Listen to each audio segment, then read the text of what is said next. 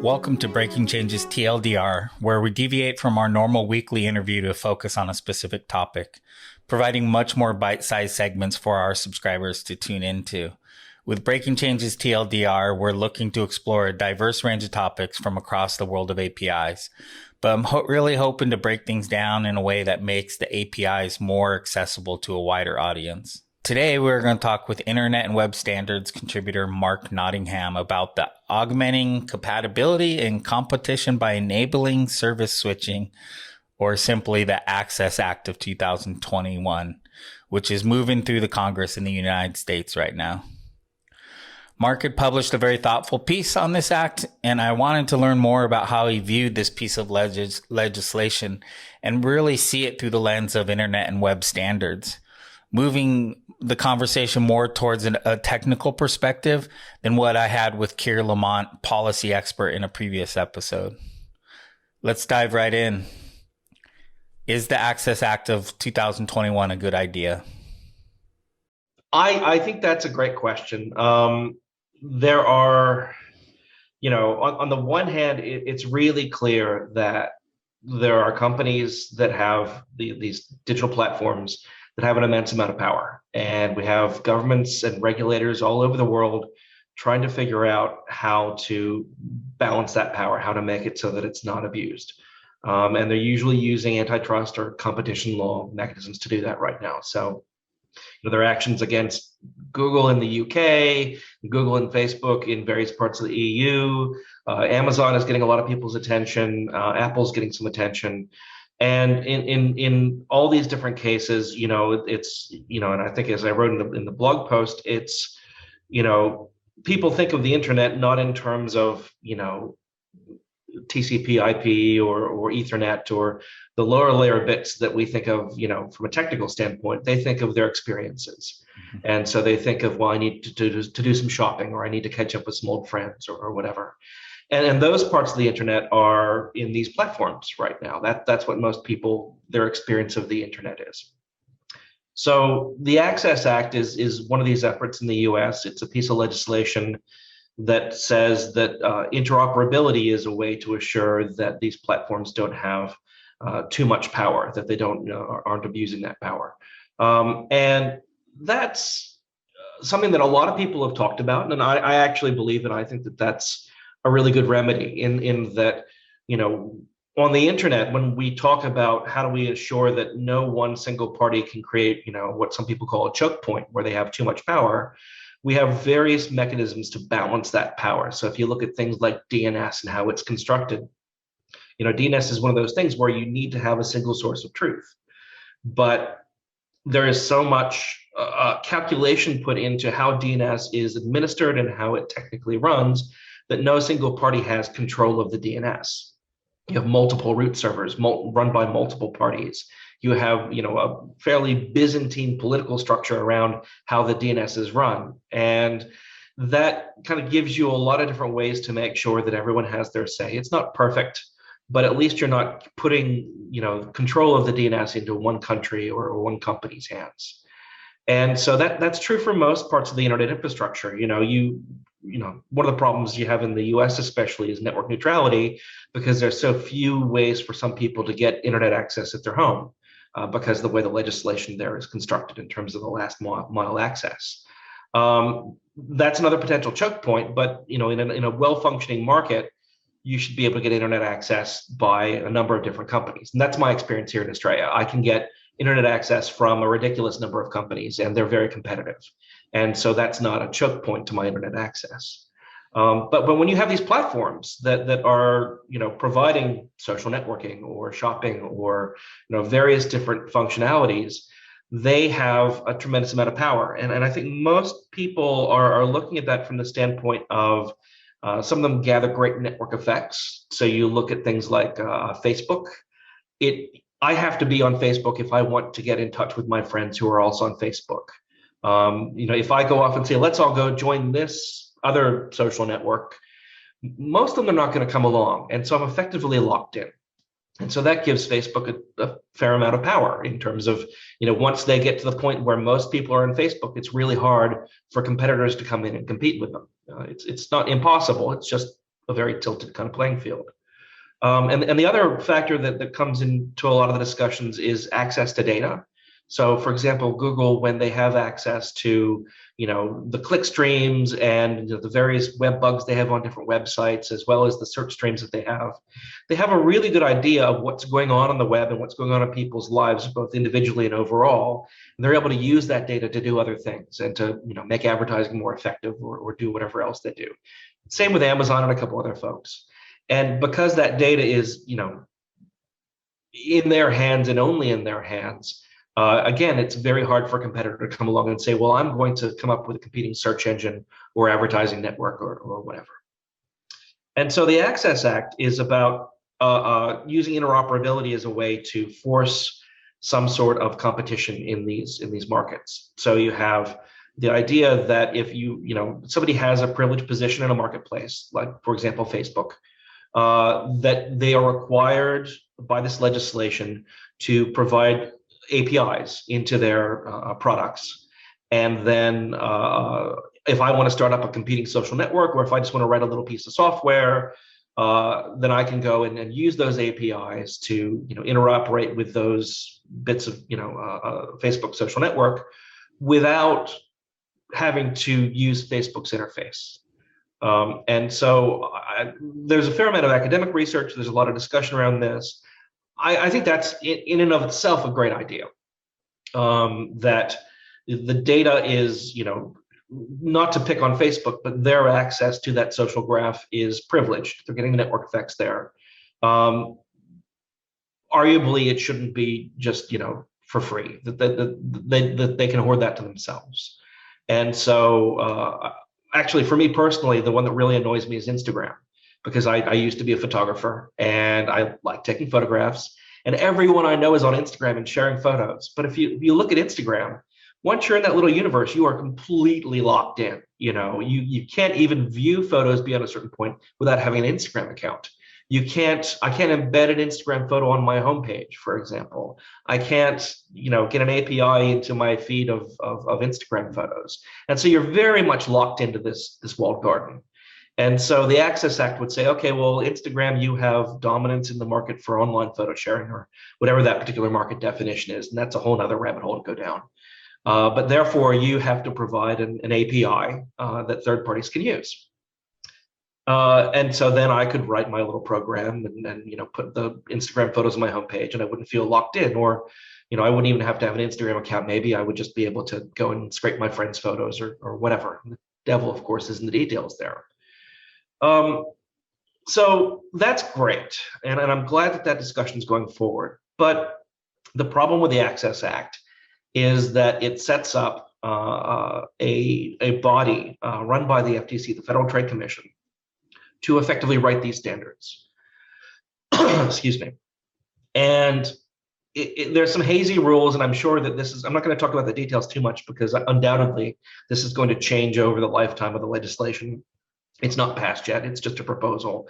It seems to be a fairly well-supported proposal. It has buy-in from a number of different folks on both sides of the aisle, as I understand. But it would require this committee to be formed, and then that committee would come up with standards, and the target organizations, the target undertakings would be required to implement them. So this is very different from how the internet as we know it has been standardized to date. It's always been voluntary. This is effectively involuntary. It's always been very international, although certainly at the beginning and for a long period of time was very US driven. And it was very much multi-stakeholder, where you had anyone who had an idea could come to the IETF and to some degree the W3C and say, I think we should do it this way, or I have a problem with the way that you've written that specification, or whatever. And then you have a discussion, and there's a process you go through, and you figure out what the standard's going to be. And I don't want to portray the current internet standards process as somehow magical. It's not that it is able to come up with high quality specifications in every instance. or successful ones. Certainly, if you look at the RFC series and what's happened to the W3C, there are many, many more failures than there are successes. And it's not even that what these bodies do have legitimacy in kind of a governance standpoint, although there's a huge discussion to be had around what legitimacy is there. It is multi-stakeholder. You do have people coming from various walks of life to participate in these discussions, but whether that's good enough to make these decisions is often a judgment call. So in contrast, the Access Act sets up a body that's selected by the FTC. They decide who the relevant parties are, and they have the force of law behind whatever they come up with. I have concerns about whether that's going to come up with decent technical standards that are really a solid basis for the internet going forward. And especially when you look at the geopolitics of it, where you have already a fair amount of fragmentation on the internet and on the web between countries like China and Russia and Turkey and places like Thailand, and Europe and the UK and the US. I'm concerned that this will further those forces, where you can have more fragmentation, because the US has decided that this upper layer, as it were, of the internet works like this with these APIs. China very well may decide, you know what, we're going to force you to do it this way. And then we'll have two different sets of APIs, or maybe multiple sets. I don't think that's good for the internet overall. I also think that puts more power in the hands of these big companies, because if there are 14 different APIs for social networking, only really big companies and big undertakings are going to have the ability to make sure they interoperate globally. And a small operator, the classic small person going off and running a piece of software is going to have a much harder time. Yeah, that's not the web we've all grown to know and love over the last 25 years. So you think it is a good idea for government to be in the business of defining standards? Yeah, exactly. And it's a design task, you have to approach it as a designer. And that is in this kind of environment, I suspect that good design is going to be really hard to accomplish. But you mentioned, the competition creating these undue forces. The thing that immediately pops to mind for me is privacy. This whole discussion is happening right now in the W3C, especially, where it's pretty clear that the market of browsers is going in a particular direction. They're shutting down third-party cookies. They're making sure that the user has decent privacy on the web, because tracking has become so prevalent in the advertising networks on the web. And then you have interference or intervention by competition authorities, first in the UK and now in Europe, saying, well, Google has a lot of market power in advertising and content. And that's absolutely true. They have tremendous market power in those markets. They also own Chrome, and they're changing Chrome in a way that reduces competition, in the sense that third-party advertising is less valuable and first-party advertising is more valuable. And Google has a lot of first-party advertising. That's all true. I don't disagree with any of that. I think that competition analysis is relatively sound. But it's unnatural to say, well, the result of that must be that Chrome has to keep using third-party cookies or assure that the advertising market remains competitive in its actions because it's owned by Google, and just because it's owned by Google. That's a very perverse outcome. And again, it's looking at it with a very much a competition law lens.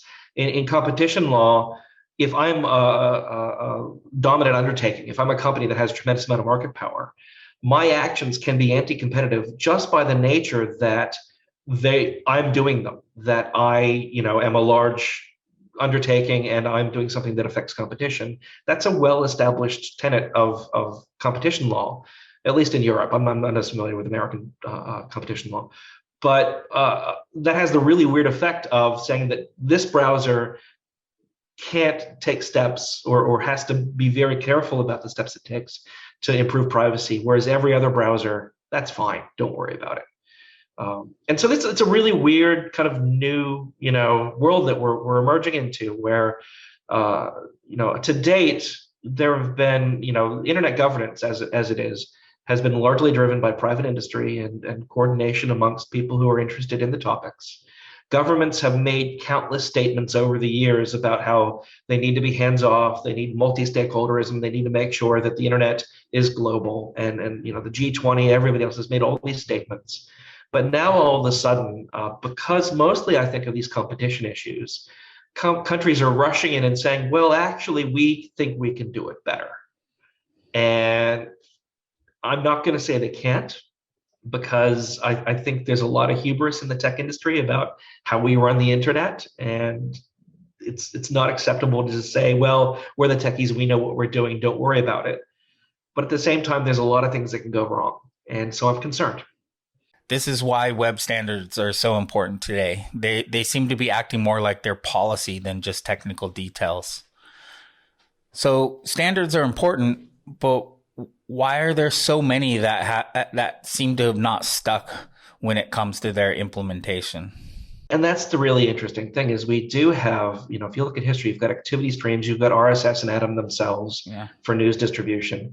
That, these ways of doing things that didn't fit into the business models of some companies. And so the companies decided to go in proprietary directions. I think messaging is another. The whole history of internet messaging is really weird, and it goes all over the map. And we've got standard solutions and federated and non-federated solutions and proprietary solutions. But often the business models, drive people away from cooperating with other people. So this is why I think, these efforts are, the legal efforts are so interesting, because if we get it right, then we can shift the markets towards solutions that are distributed and user respecting and interoperable and good technology, and they don't lump all the power and control into a single company's hands. If a competition regulator were to say, okay, Facebook, you need to go and do activity streams, in plus, and we had a process for deciding what the plus was, I think that would be really interesting. But I don't know if the Access Act is going to go in that direction, or if it's going to go in a direction of, well, take the existing Facebook APIs and make a few small changes and solidify those as the future of social networking on the internet, which would be a pretty awful result, I think. I think there's a real danger of us just ossifying in place the power of these large companies and saying, okay, you're in power, we accept that you have this special role on the internet, we're going to put some guardrails around that, but in any meaningful way, we're not going to constrain your ability to gather more of that power. Yeah, power seems like it will always find a way, whether it's corporate or government. Are there any industry level opportunities to successfully define these standards outside of government? I think it's possible. It would be pretty weird because the IETF is a community, the W3C is a community. They both have rules about how you participate and how companies are represented, how countries are represented. And so it's very difficult to go out and say, well, it's impossible to say, I represent the IETF. Yeah. No one can do that. The only way to officially represent a position of the IETF is to publish an RFC effectively. Mm-hmm. Now you can have a representation of the IAB, you can have a statement from the IETF chair, but that doesn't reflect the consensus of the community necessarily. In the W3C, there are a lot of, that's a whole other show. The politics of the W3C is a whole other show. But it would be difficult. What I suspect might happen is that if you look at what's happened in trade law over the years, you might get a similar trajectory in that originally, you had the WTO set up to do, GATS and GATT. And that was an international, truly multi-stakeholder undertaking. It was, more than 100 countries around the world. It took many decades to get to completion, but they came up with these treaties that were binding across the world. Since they were published, it's been really hard to get any progress on trade policy. And so what countries have done is they've started doing regional trade agreements. They've started doing bilateral trade agreements. And so especially the US has done a lot of one by one or small regional, you've got NAFTA, what was NAFTA, now I forget the new name. And then you've got the TPP and so forth and so on. And so I because of the lay of the land in the internet today, where we already have some forces of fragmentation at work. I wouldn't be surprised if you started to have a coalition of, I don't know, maybe the Five Eyes countries in Europe, and then maybe you have, the BRICS countries and a few others coming together and saying, okay, well, we're going to standardize intranet together in these multilateral, but separate functions. Which again, I don't think that's a great outcome for the internet. And as we know, when you get those kinds of negotiations going on, there's a strong, governments have a lot of interest in keeping them secret until they're done, because they don't want to have to go through a public consultation. They don't want all the different kinds of the noise that you get. I mean, let's face it, the IETF is a very noisy process, and it's a very ugly process, and it's very hard to control. There is no real control. It's just some guidelines that you work within. To a government, that looks really unappetizing, I suspect. And so that might be one outcome. And to me, that's a pessimistic outcome. The optimistic outcome from my standpoint is if standards bodies can work with governments around the world to educate them and make them understand how these bodies operate, what value they bring to the table, and to say, okay, well, we're going to work on standards in this area. And hopefully, if we get it right, it'll have enough legitimacy and enough buy-in from different folks to make the decision of these regulators really easy and say, go use that. Because I strongly suspect that most regulators don't want to intervene. They don't want to go and make a market intervention unless they really have to, because they know they can get it wrong. If you look at the history of regulation, there are a lot of disasters out there. The Volkswagen diesel stuff, the oil drilling in the Gulf. There are a lot of regulatory failures around the world. So if we can provide them with a plausible solution that represents some amount of consensus, doesn't have to be perfect. Not everybody has to be happy, but it has to be good enough that it can be plausible. Then I think that could be a really good outcome. But that would require a lot of hard decisions to be made and a lot of work to be done. Right now, we've got the advertising folks participating in the W3C, and there's a gulf between the advertising world and the browser folks and a lot of other people at the W3C about privacy on the web. Whether we can figure out a solution there, keeping in mind that we've tried a number of times already with DNT and P3P and other things, it's a good question. Yeah, I get it. These things takes time. And I really hope politicians realize that they have to be in it for the long haul. How long did it take to go from HTTP 1.1 to HTTP 3? It was more than a decade, yeah, and much more. It was around 15 years, I think, or maybe more. But I think that shows that the incentives of the people who are implementing and using these standards have so much to do with how they go.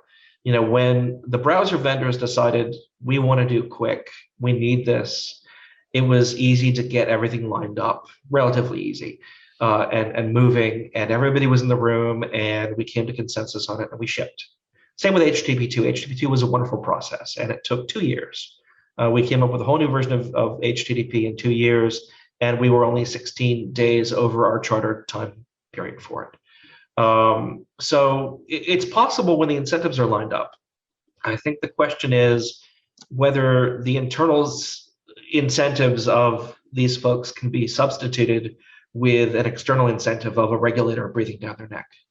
And that's going to be, it would be interesting to see. Yeah, I can't imagine that will be a fun relationship to manage on either side. So I'm wondering, is there any way that we can speed up the standards body process? Yeah, this is one of the main problems with, truly open consensus-based standards is that they are by necessity very difficult to be forward-looking. They tend to be backwards-looking.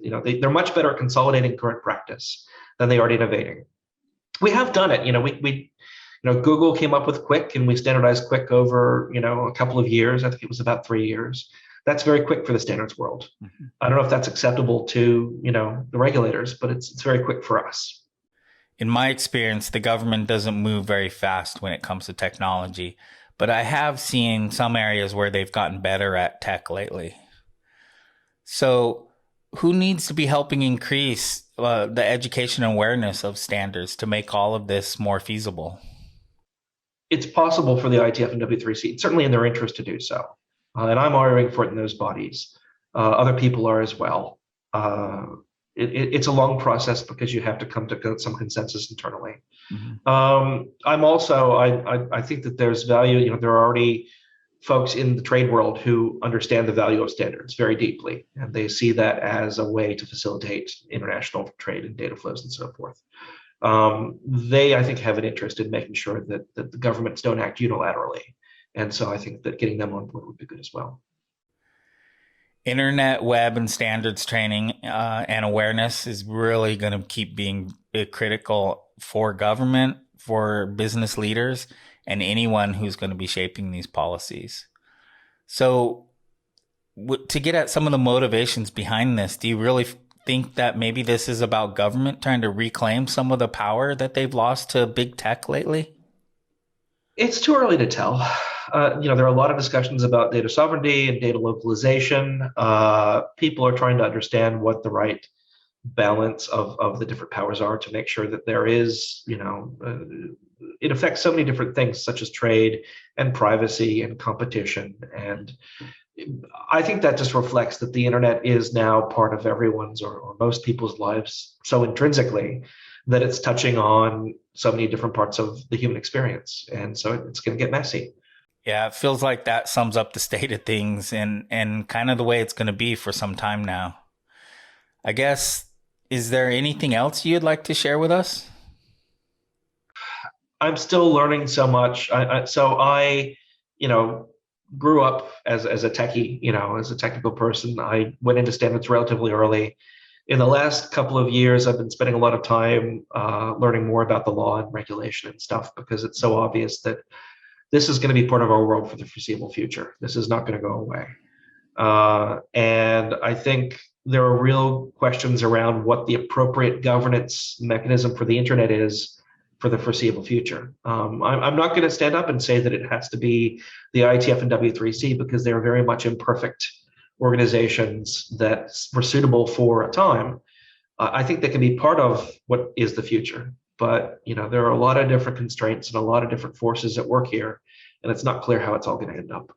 But if we end up with an internet that is fragmented and in the hands of a few big companies, that's not great.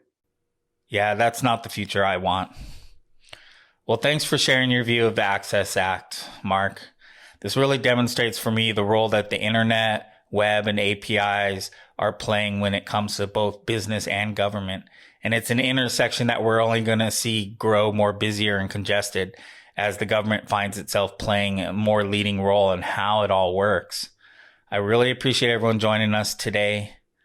You can subscribe to Breaking Changes TLDR segments as well as full Breaking Changes episodes on Amazon Music, Apple Podcasts, Spotify, and Google Podcasts.